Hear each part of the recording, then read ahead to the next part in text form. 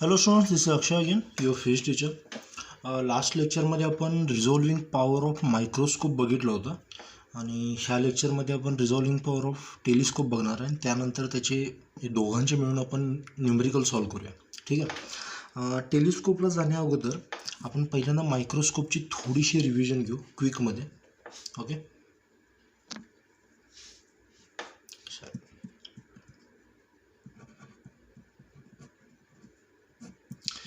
मायक्रोस्कोपमध्ये दोन कंडिशन असतात. जे ऑब्जेक्ट तुम्ही ऑब्झर्व करताय ते जर ल्युमिनस असतील, सेल्फ ल्युमिनस, किंवा जर ते नॉन ल्युमिनस असतील तर जनरली ऑब्जेक्ट्स नॉन ल्युमिनस असतात जेव्हा तुम्ही त्याला मायक्रोस्कोपने स्टडी करता. टेलिस्कोपबद्दल तुम्ही जर स्टडी केला तर स्टार, सन वगैरे ह्यांचा तुम्ही स्टडी करता ना, ते काय असतात, सेल्फ ल्युमिनस. मायक्रोस्कोपला मेजरली आपण कुठला यूज करतो आहे, नॉन ल्युमिनस. ठीक आहे. तरी पण समजा दोन्ही तुम्ही स्टडी करणार असाल तर ल्युमिनससाठी फॉर्म्युला काय आहे, 2 × NA म्हणजे न्यूमेरिकल अपर्चर अपॉन 1.22 लॅम्बडा. आणि हे लॅम्बडा काय आहे, त्या मीडियममधला वेवलेंथ. कारण न्यूमेरिकल अपर्चर कसं लिहितो आपण, mu sine alpha, where alpha is the visual angle. Correct. If I'm talking about non-luminous, the formula is modified like this, 2Na upon lambda. Simple आहे, फक्त तुम्हाला लक्षात ठेवायला सोपं आहे, ते तुम्हाला कळून जाईल. सेम आहे सगळं, फक्त इथं 1.22. हे 1.22 का, तर इथं एरी डिस्कमुळं, जी एरी डिस्क ह्या ल्युमिनस पॉईंट ऑब्जेक्टमुळे तयार होते, त्याचा जो पाथ डिफरन्स असतो तो आपण 1.22 लॅम्बडा अपॉन ए असं लिहितो. ओके, सॉरी, त्याचा फर्स्ट डार्क जो असतो त्याप्रमाणे आपण करणार. आणि थर्ड जर म्हटला तुम्ही, म्हणजे हेच लिहायचं तुम्हाला, numerical aperture is equal to mu sine alpha. Numerical aperture म्हणजे माहिती आहे तुम्हाला, जेवढं जास्त तेवढी ब्राईट इमेज. आणि न्यूमेरिकल अपर्चरचा उपयोग काय, तर तुम्ही बघा, ही जी रिझॉल्विंग पॉवर असते तुम्ही काय लिहिता, 2Na अपॉन 1.22 लॅम्बडा. रिझॉल्विंग पॉवर वाढवण्यासाठी सेम वेव्हलेंथला तुम्हाला न्यूमेरिकल अपर्चर वाढवायला पाहिजे. न्यूमेरिकल अपर्चर वाढवण्यासाठी तुम्ही अल्फा किती पण वाढवू शकता. ही समजा तुमचा ऑब्जेक्टिव्ह लेन्स आहे. ओके, ही तुमचा अल्फा आहे. हा काय पूर्ण 90 डिग्री करू शकत नाही तुम्ही असं. त्यामुळं काय करतो आपण, इमर्शन ऑइल त्यात पोअर करतो, जेणेकरून म्यू वाढतो. म्यू वाढला की न्यूमेरिकल अपर्चर वाढतो. Na वाढला की पूर्ण रिझॉल्विंग पॉवर इन्क्रीज होते. Okay, that's all. एवढंच आहे. अजून एक छोटासा फॉर्म्युला आहे जो मी तुम्हाला घेतो. हा मी तुम्हाला शिकवलेला नाही आहे, कारण हे ॲडव्हान्स कन्सेप्ट आहे. NCERT बुकमध्ये आहे हा, पण तो सुद्धा थोडासा कन्फ्युजिंग आहे. म्हणजे एरी डिस्कला त्यांनी काय केलं आहे, त्याला ॲनलाइज केला आहे त्यांनी. बघा, समजून घ्या. मायक्रोस्कोपची जी ऑब्जेक्टिव्ह लेन्स आहे तिचा जर तुम्ही डायमीटर म्हटला तर त्याला तुम्ही डायमीटर म्हणता. ॲक्च्युली चुकीचं आहे, ह्याला अपर्चर म्हणतो आपण, पण जनरल नॉर्मल लँग्वेजमध्ये आपण ह्याला काय म्हणतो, डायमीटर म्हणतो, डी. ओके, या अपर्चरचं. तुम्ही जर समजा ऑब्जेक्ट, ओके, हा ऑब्जेक्ट जर इथं ठेवला आहे, ल्युमिनस असेल, नॉन ल्युमिनस असेल, at a distance equal to somewhat F, आणि हा अँगल अल्फा आहे. तर ठीक आहे, मी ह्याच्या डीपमध्ये जात नाही मी याला.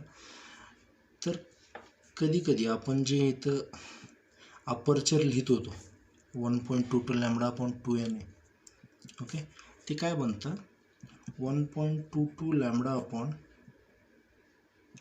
2 tan beta.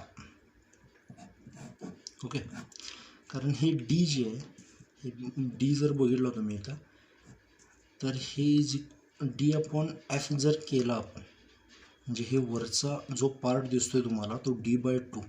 D/2 upon F is tan alpha, D/2 upon F is tan alpha, आणि D/F is equal to 2 tan alpha, दोन्ही मिळून.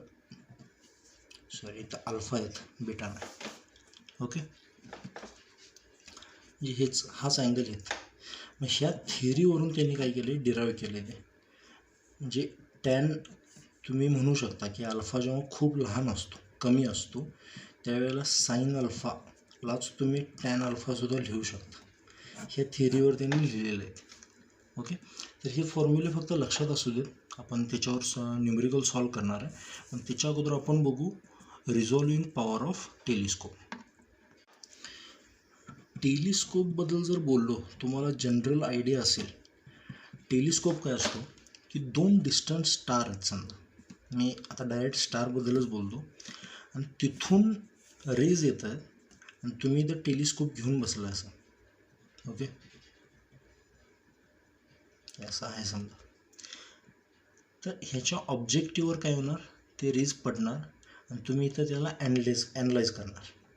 तर जसा मायक्रोस्कोपमध्ये ऑब्जेक्टिव्ह असतो तसा सिमिलरली टेलिस्कोपमध्ये सुद्धा ऑब्जेक्टिव्ह असतो. फक्त प्रॉब्लेम काय आहे की जे रेज येत आहेत, जसं आपण मायक्रोस्कोपमध्ये बघितलं की इथं असे 2 पॉईंटवरून असे रेज येत होते जवळजवळ. ओके, म्हणजे स्पेरिकल किंवा सिलेंड्रिकल वेवफ्रंट होता येत. तसा इथं नाही. तर कसं येणार, पॅरल वेवफ्रंट येणार. म्हणजे समजा this is the objective of the telescope and from first star these rays are coming. Okay, आणि इथं ऑब्जेक्टिव्हची फोकल प्लेनवर मी स्क्रीन ठेवली, तर हे काय होणार, असे बेंड होणार आहेत. डायग्राम समजून घ्या. Okay, fine. ए बी म्हणतो याला, आणि ह्याचा जो डायमीटर आहे त्याला काय म्हणतो मी, डी. ओके, तर दुसऱ्या स्टारवरून समजा, आता हे ह्या स्टारवरून आलं आणि ह्या स्टारवर जर बघितलं तर ह्या दोघांच्यात मी बघितलं तर अँग्युलर सेपरेशन आहे थिटा. समजतंय का बघा, ही इम्पॉर्टंट आहे तुम्हाला समजलं. म्हणजे काय, हा जर आयपीस असेल किंवा हा जर ऑब्जेक्टिव्ह असेल आणि लांब कुठं तर 2 स्टार असतील, तर इथं जे त्यांचे रेज पोचतात त्यांच्यात अँगल किती आहे, थिटा. कळते, त्यातला एक पॅरल घेतला आणि दुसरा मी इन्क्लाइन घेतला असा इझी होण्यासाठी. आता काय होणार, हा ऑप्टिकल सेंटरमधून सरळ वर जाणार आणि हे दोन्ही असे बेंड होणार. ह्या पॉईंटला मी आय म्हणतो आणि ह्या पॉईंटला आय डॅश म्हणतो. ओके, हे कुठनं आलं आहे, ओवरून, आणि हे ओ डॅशवरून आलं. म्हणजे स्टार 1 आणि स्टार 2, ओची इमेज कुठं फॉर्म झाली, इथं, ओ डॅशची वर. ओके, आता जर ह्या टेलिस्कोपला ह्या दोघांना प्रॉपरली रिझॉल्व करायचं असेल, म्हणजे लिमिट शोधतोय ना आपण, so we are talking about just resolved condition और just resolve criteria given by Rayleigh. रेलिकचं जस्ट रिझॉल्व क्रायटेरिया काय, central maxima should be overlapping the first minima of other. म्हणजे आता तुम्ही जर बघितलं इथं, तर ह्या ऑब्जेक्टचा जो सेंट्रल मॅक्झिमा इथं असणार आहे, म्हणजे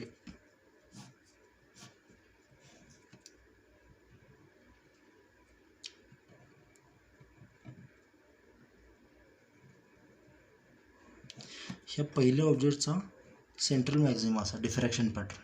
ओके, जे इंटेन्सिटी कर्व आहे बरं का, त्यासाठी intensity curve with respect to angle बोलतो आहे आपण.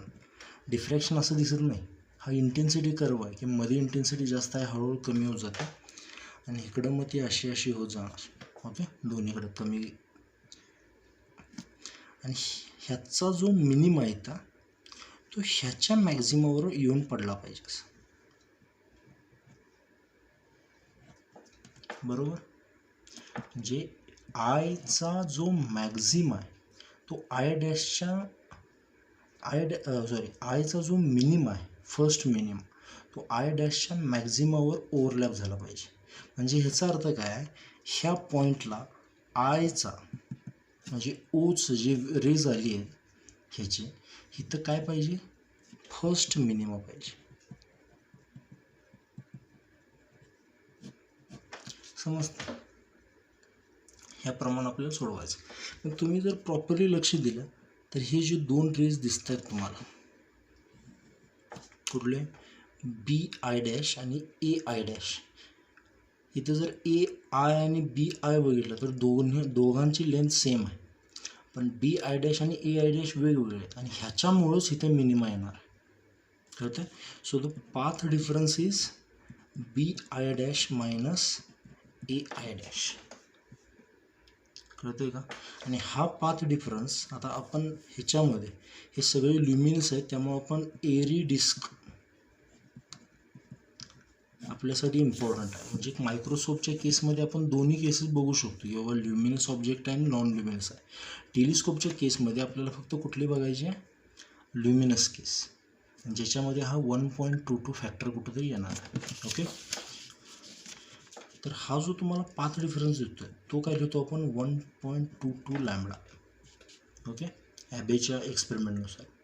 मग आता हा पाथ डिफरन्स काढायचा कसा, हे जर बघा, हा ए टू बी डिस्टन्स किती आहे, डी. मग मी ही लेन्स पुन्हा एकदा जर ड्रॉ केली अशी, इथून इथं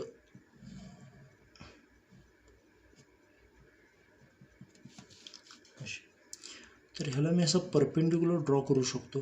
म्हणजे हा अँगल खूप कमी आहे, त्यामुळे हे दोघं इक्वल म्हणू शकतो आपण, ॲप्रॉक्सिमेशन. आणि हे जे आलं एक्स्ट्रा, ह्याला काय म्हणू शकतो आपण, पाथ डिफरन्स. मग हे जर अँगल थिटा असतील तर हा सुद्धा अँगल काय असणार, थिटा, 90 डिग्रीसाठी. चेक करा जॉमेट्री. मग जर हा पण अँगल थिटा असेल आणि ही जर लेंथ डी असेल तर this should be, delta should be D sine theta. कळते? अपोजिट साईड आहे ह्या अँगलसाठी, त्यामुळं साइन थिटा येणार, कॉस थिटा नाही. आता जर बघितलं हे स्टार खूप लांब आहे, त्यामुळे हा जो थिटा हा खूप लहान आहे, त्यामुळे साइन थिटाला तुम्ही काय अप्रॉक्सिमेट करू शकता, डी थिटा. म्हणजे हा पाथ डिफरन्स डी थिटा आहे आणि तो इक्वेट आपण डिफ्रॅक्शनच्या थेरीनुसार कशाशी इक्वल करायचा आहे, 1.22 lambda. So D theta is equal to 1.22 lambda. Got it? बघा एकदा जॉमेट्री वगैरे सगळं प्रॉपरली. मग theta is equal to 1.22 lambda upon D, where d is what, the aperture or the diameter of this lens. मग जसं मी तुम्हाला म्हटलं होतं की दोन ऑब्जेक्टमधला डिस्टन्स काहीतरी बाबा एक्स असेल किंवा काही, दोन ऑब्जेक्टमधला डिस्टन्स काही असू शकतो, किंवा त्याचा व्हिज्युअल अँगल, या दोन्हीपैकी काहीही जर तुम्हाला भेटलं आणि त्याची मिनिमम व्हॅल्यू मिळाली तरी तुम्ही त्याला काय म्हणू शकता, लिमिट ऑफ रिझॉल्युशन.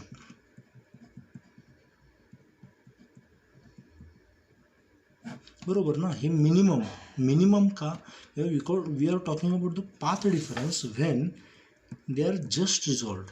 ह्याच्यापेक्षा जर अँगल वाढला तर ऑब्वियसली रिझॉल्व्ह होणारच आहे, त्याच्याबद्दल काही प्रॉब्लेमच नाही. पण मिनिमम, टॉकिंग अबाउट मिनिमम, ह्याच्या आत आले की ती रिझॉल्व्ह होत नाही, अनरिझॉल्व्ड होतात. कारण हा मिनिमा हा असा पुढं जायला लागतो आणि ह्या सेंट्रल मॅक्झिमा ह्याच्या जवळ यायला लागतो. ओके, मग रिझॉल्विंग पॉवर कशी लिहायची, the reciprocal of resolving limit of resolution that is given as D upon 1.22 lambda. कळतंय का? समजून घ्या, हे डी म्हणजे हा डिस्टन्स नाही आहे आता, नो, कारण हा डिस्टन्स आपल्याला माहिती आहे याची फोकल लेंथ वगैरे. हा डी पर्टिक्युलरली का घेतला आहे त्यांनी, कारण पाथ डिफरन्स काढण्यासाठी. म्हणजे रिझॉल्विंग पॉवर वाढण्यासाठी सेम लॅम्बडासाठी तुम्हाला काय करायचं आहे, डी वाढवायचं. त्यासाठी जर तुम्ही बघितलं तर टेलिस्कोप जे असतात त्यांचं जे हे आयपीस असतो खूप मोठा असतो असं, कारण हा डायमीटर त्यांनी वाढवलेला असतो, त्यामुळे जास्त लाईट येते आणि जास्त त्याची रिझॉल्विंग पॉवर होते. ओके, कारण तुम्ही लॅम्बडासाठी काही करू शकत नाही, नॉर्मल लाईट आहे. आय होप हे क्लिअर झाले. आपल्या बुकमध्ये एक लास्ट कन्सेप्ट आहे छोटीशी रेडिओ टेलिस्कोप. त्याचं मी तुम्हाला लॉजिक सांगतो किंवा कारण तुम्ही त्यानंतर वाचून नेटवरून रिसर्च वगैरे करून आणा. पण अशा गोष्टी शिकण्यासाठी चान्स शोधायचा असतो. Okay, radio telescope. तर टेलिस्कोपची रिझॉल्विंग पॉवर आपण बघितली काय असते, D/1.22 लॅम्बडा, बरोबर का. 1/22 लॅम्बडा बाय डी हे लिमिट ऑफ रिझोल्युशन असतं आणि त्याचा रेसिप्रोकल म्हणजे D/1.22 लॅम्बडा. आता if I am talking about this radio means radio waves, तर रेडिओ वेव्ज तुम्हाला माहीत असेल, रेडिओ वेव्हची जी वेवलेंथ असते इट रेंजेस इन किलोमीटर्स. जे रेडिओ वेव्ज म्हणून त्यासाठी जर ॲक्च्युली यूज करतात स्पेसमध्ये तुम्ही जेव्हा कम्युनिकेशन वगैरे करतात रेडिओ वेव्ज का यूज करतात, कारण त्यांची वेवलेंथ खूप जास्त असते आणि त्यांना स्कॅटर करणं एवढं सोपं नसतं. ओके, आता जर मी इथं बघितलं हे खूप जास्त आहे बाकीच्या कम्पॅरिझनमध्ये, म्हणजे आपले व्हिज्युअल स्पेक्ट्रममध्ये जे नॅनोमीटर अँगस्ट्रॉममध्ये असतात त्याच्या कम्पॅरिझनमध्ये खूपच जास्त आहे वेवलेंथ. म्हणजे रिझॉल्विंग पॉवर काय होणार, कमी होणार. If I increase the wavelength means it is increased already, the resolving power will also be decrease. काय करायला पाहिजे, तर काय करतात, डीला वाढवतात. आता डीला कसं वाढवणार तुम्ही, अगोदर इथं अँगस्ट्रॉममध्ये होतं तर ठीक आहे, इथं 10 पटीने वाढवणार का तुम्ही डीला, म्हणजे 1 मीटर जर तुम्ही 1 किलोमीटर वगैरे असेल तर बघा ना तुम्हीच इथं जर लॅम्बडा आपला अँगस्ट्रॉममध्ये अगोदर व्हेरी करत असेल तरी ठीक आहे, त्यालाच तुम्ही डायरेक्टली मीटरमध्ये आणला म्हणजे 10 पटीने नाही 10⁻10 पटीने तुम्ही वाढवला याला. हे प्रॅक्टिकली पॉसिबल नाही आहे.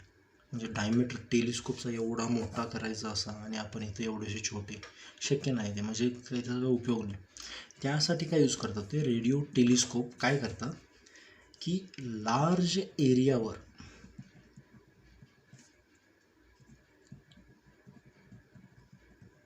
अँटेने स्प्रेड करतात. म्हणजे तुम्ही ते बघितलं असेल बघा, छत्र्या असतात त्या अशा,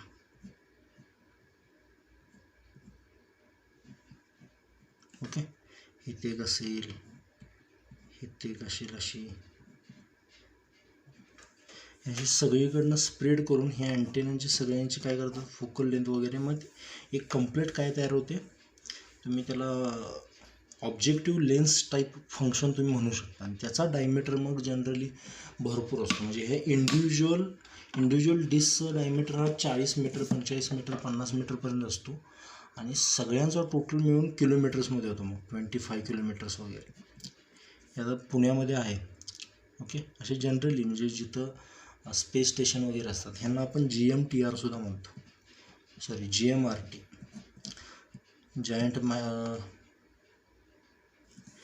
जायंट मीटरवेव्ह रेडिओ टेलिस्कोप.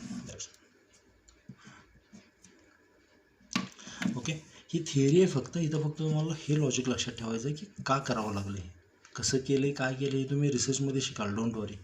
त्याच्या स्पेसिफिक त्या फील्डमध्ये गेला तर, पण हे महत्त्वाचं आहे की का करावं लागतं. Okay, take down the first question.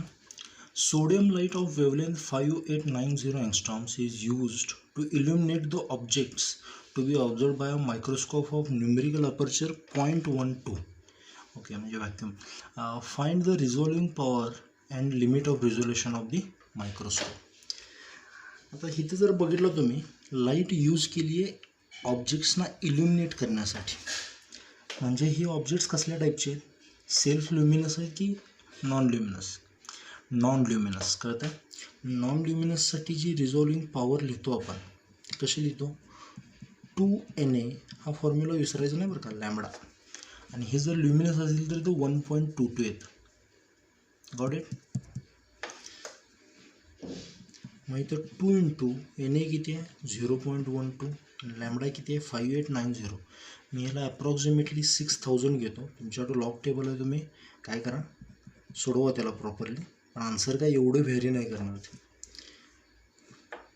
जर बघितलं तुम्ही 6 म्हणजे इथं 7 इथं 5 6 2 जा. सो दिस विल बी 4 × 10⁵ आणि हे काय न्यूमरिकल अपर्चरचं काही युनिट नसतं. लॅम्बडाचं काय मीटर्समध्ये, त्यामुळे हे काय येणार पर मीटर. कळतं आहे. आणि if they are asking about the limit of resolution, that is nothing but resolving पॉवरचा रिसिप्रोकल. बरोबर का. तुम्ही काय करू शकता, ह्याला फक्त रिसिप्रोकलमध्ये 4 × 10⁵ दॅट विल बी 2.5 × 10⁻⁶ मीटर्स और 2.5 मायक्रॉन्स. कळतं आहे. सिम्पल फॉर्म्युला सबस्टिट्यूशन, त्यासाठी मी तर बेसिक लिहिलं आहे. ॲडव्हान्स प्रॉब्लेम्स मला कुठे सापडणार, मी सापडले की तुम्हाला घेतो. आणि ॲडव्हान्स प्रॉब्लेम असे आहेत की त्यातले जर घेतले मी तर त्यासाठी वेगळी थिअरी शिकवायला लागते. आत्तापुरतं आपण बेसिकमध्ये जाऊ, पुढे तुम्हाला जिथे सापडतील वगैरे त्याचं त्याप्रमाणे आपण डिस्कशन करू. Okay. Let's see the second question. Semi vertical angle of cone incident on the objective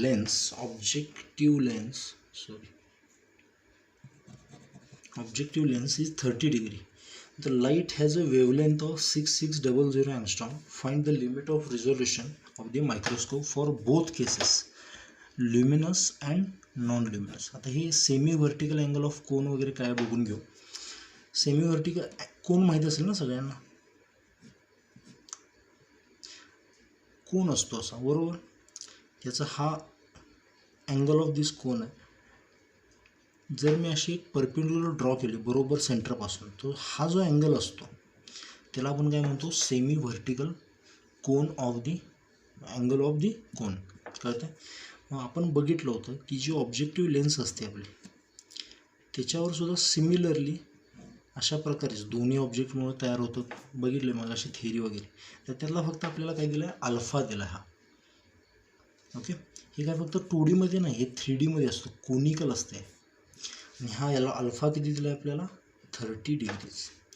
मग आपल्याला काय करायचं आहे, दोन्ही केसेससाठी, फॉर ल्युमिनस ऑल्सो आणि फॉर नॉन ल्युमिनस ऑल्सो, दोघांसाठी काय फाइंड आउट करायचं आहे, लिमिट ऑफ रिझॉल्युशन. तर रिझॉल्विंग पॉवर फक्त लक्षात ठेवा तुम्ही, 2Na/λ हे नॉन ल्युमिनस आणि 1.22 असेल तर ल्युमिनस. ओके. तर ल्युमिनससाठी लिमिट ऑफ रिझॉल्युशन काय होणार, 1.22λ/2Na. करेक्ट का. आणि इथं काय होणार, λ/2Na. फक्त उलटं करून लिहिलं. आता दोन्ही केसेसमध्ये आपल्याला काय पाहिजे, न्यूमरिकल अपर्चर पाहिजे, पण ते इथं कुठे दिलेलं नाही आणि कुठलं मीडियमबद्दल पण काय बोललेलं नाही ते. त्यामुळे numerical aperture we know that mu sine alpha. आणि तर म्यू आता आपण व्हॅक्युमच घेऊ, म्हणजे 1च घेऊयात. आणि साइन अल्फा, साइन 30 किती असतो, हाफ. करेक्ट का. मग इथं काय येणार, 1.22. लॅम्बडाची व्हॅल्यू किती आहे, 6.6 × 10⁻⁷. मी ह्याला डायरेक्ट मीटरमध्ये लिहिलं आहे. ओके. इथं पॉईंट दिला की इथं 3 येतात आणि ह्यातले 10 3 निघून जातात, -7 अपॉन 2 × Na किती आहे, half. 1 × half is half. So फक्त हे वरच्याचं मल्टिप्लिकेशन, कारण खाली 2ला 2 निघून जाणार. कळतं. आणि ह्याचा आन्सर याला तुम्ही 12 पकडा आणि याला 7, 12 × 7 = 84, म्हणजे nearly equal to, I am saying 8.5 × 10⁻⁷ metres. कळतं आहे. वरच्याच ल्युमिनस. खालच्याच जर बघितलं तुम्ही, लॅम्बडा किती आहे, 6.6 × 10⁻⁷ upon 2 × Na. 2 × half is 1. So this is your answer. बघा, हे कॅल्क्युलेशन पार्ट किंवा हे फॉर्म्युला लक्षात ठेवणं वगैरे एवढं महत्त्वाचं नाही. दिलेल्या प्रॉब्लेममधून ह्याच्यामध्ये सबस्टिट्यूट काय करायचं आहे, अल्फाच दिला आहे का हा, म्हणजे म्यू दिलेलं नाही मग काय घ्यायचा, व्हॅक्यूमचीच कन्सिडर करायची का वगैरे, हे महत्त्वाचं असतं. तुम्ही माप हे फॉर्म्युले पाठ करून जाल परीक्षेला वगैरे, भरपूर गोष्टी आहेत. पण तुम्हाला हा क्वेश्चन असा डिड्यूस करता आला पाहिजे. त्याला सोपा बनवता आला पाहिजे तिथल्या तिथं, कळतं? त्यासाठी काय लागते? प्रॅक्टिस. तुमच्या बुकमधला एक प्रॉब्लेम आहे, what is the minimum distance between two objects which can be resolved by a microscope. You are talking about microscope. Having a visual angle alpha is equal to 30 degree and 500 nanometres wavelength is used. आता ह्या प्रॉब्लेममध्ये problem काय आहे की ह्यांनी एकतर दिलेलं नाही की ल्युमिनस आहे की नॉन ल्युमिनस आहे, त्यामुळे दोन्ही कंडिशनसाठी आपण काढू शकतो.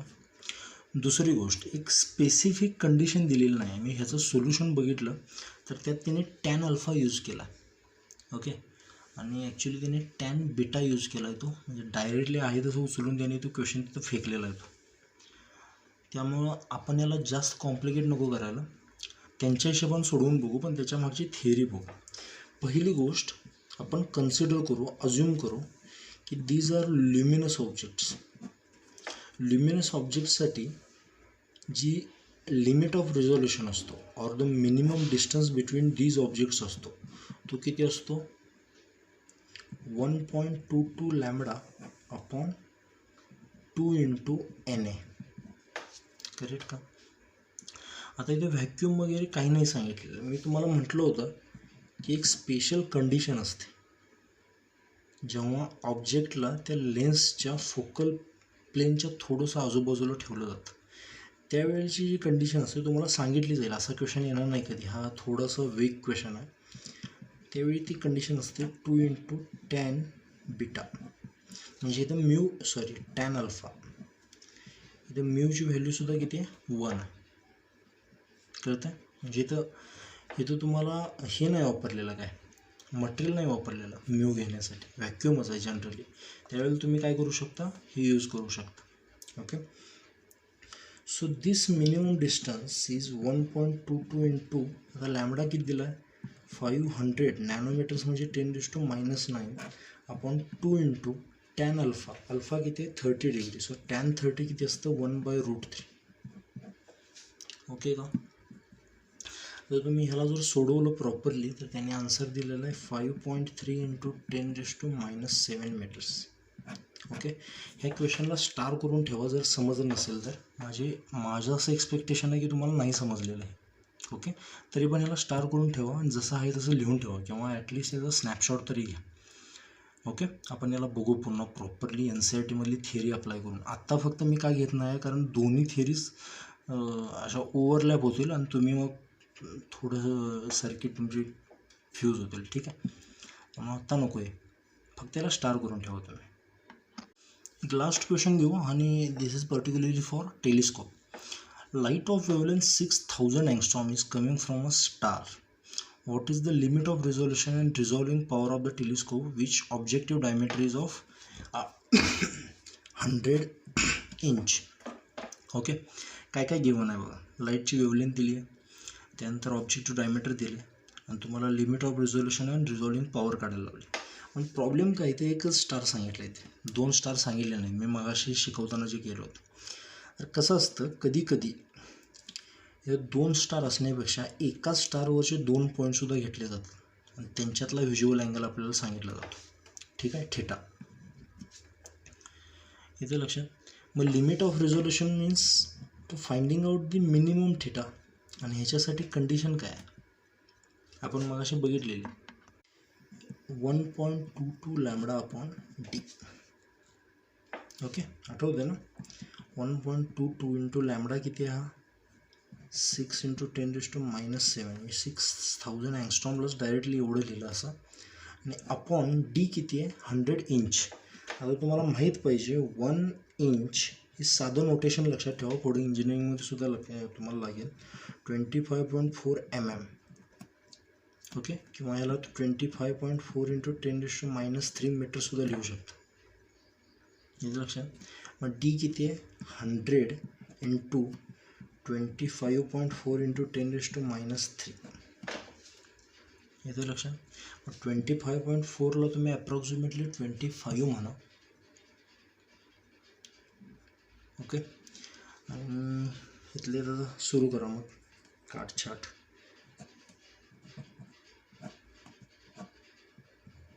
बरोबर, हे तिघे मेले, त्यानंतर तुम्ही ह्याला 1.22ला 2.54च्या म्हणजे ह्याला जर मी 1 आणि ह्याला जर मी 20 केलं तर समजतं का बघा. 12 दूनी 24 आणि इथं एकच पॉईंट आणि इथं 2 डिजिट नंतर पॉईंट आहे, त्यामुळे इथं किती घेतला मी 20 घेतला. ठीक आहे, म्हणजे इथे 20 आले. हे काय येणार, theta is equal to 6 × 10⁻⁶/20. So this will be, ह्या झिरोमुळे इथं 7 करतो मी आणि ह्याला 3 करतो. This will be approximately 3 × -7. Theta आहे त्यामुळे कशात मोजायचा हा, रेडियन्समध्ये. Limit of resolution is in radians for telescope only, कारण इथं अँग्युलर सेपरेशन आपल्यासाठी इम्पॉर्टंट असतं. रिझॉल्विंग पॉवर काय लिहितो आपण, 1/θ, reciprocal of limit of resolution. This will be 1/3 × 10⁻⁷, that is 3.33 × 10⁸ per radians. Okay, if I'm correct, बघा 10⁷, नाही तर 6 आहेत. Okay, fine. So these were the problems based on microscope and telescope. I hope इथलं हे एक सोडून, हे टॅन बेटावालं सोडून बाकी 3 प्रॉब्लेम्स तुम्हाला क्लिअर झालेले आहेत आणि माझ्यासाठी तेवढेच इम्पॉर्टंट आहेत, कारण फायनल रिव्हिजनला म्हणा. आणि त्यानंतर मी एक ह्याच्यामध्ये एक्स्ट्रा लेक्चर टाकेन. जसं मी बेसिक न्यूमेरिकल आहेत तसेच थोडे कॉम्पिटेटिव्ह न्यूमेरिकलसुद्धा टाकतो मी यात. म्हणजे असे कंडिशन असतील बाबा, ऑब्जेक्टमधला डिस्टन्स दिला असेल किंवा काहीतरी वेगळं असेल, काहीतरी बघतो मी. ठीक आहे, आत्तापुरतं तरी हे समजून घ्या. बेसिक कन्सेप्च्युअल प्रॉब्लेम्स होते. नेक्स्ट लेक्चरमध्ये किंवा मे बी नंतर बघू कधीतरी आपण ॲडव्हान्स प्रॉब्लेमसुद्धा घेऊया. Okay, so have a good day, stay home, stay safe. आणि I declare this chapter to be over. आता इथून पुढं आपण वेव्ह ऑप्टिक्स संपला आहे. आता इथून पुढं आपण काय करणार आहे, थर्मोडायनॅमिक्सच्या थेअरीमध्ये घुसणार आहे. म्हणजे कायनेटिक थेअरी असेल, थर्मोडायनॅमिक्स असेल, आणि जो हीट ट्रान्सफरवाला चॅप्टर होता तुम्हाला 11th तो सुद्धा मी स्टार्टपासून घेईन. म्हणजे कंडक्शन, कन्व्हेक्शन जरी तुम्हाला 11th झाला असेल तरीसुद्धा घेईन. त्यानंतर मी रेडिएशन शिकवेन तुम्हाला. ओके, तिथं थोडा वेळ जाईल आपला, एक 10 लेक्चर सुरुवातीच जातील, पण डोंट वरी, तुमचे कन्सेप्ट क्लिअर होणं महत्त्वाचं. Okay, so have a good day again, stay home, stay safe.